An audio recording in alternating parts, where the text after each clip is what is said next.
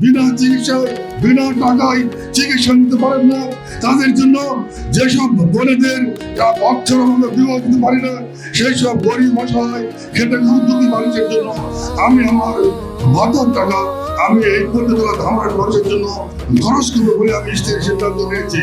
আমরা যেমন এ দেশের নাগরিক, আপনারাও এই দেশের নাগরিক। আমরা এই দেশের যেমন সুযোগ সুবিধা পাই, অমুসলিম আদিবাসী ভাইরাও সমান সুযোগ সুবিধা পাবে, এটি আমি আপনাদেরকে নিশ্চিত করছি। বাংলাদেশ সমাজসেবী কোন হিংসাত্মক রাজনীতি করে না, বাংলাদেশ সমাজসেবী কোন প্রতিশোধের রাজনীতি করে না।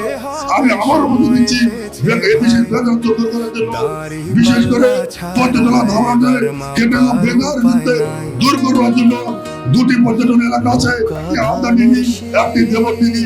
এই দুটি দেবীকে পর্যটন নগরী তৈরি করে বেকারত্বকে দূর করার চেষ্টা করবো।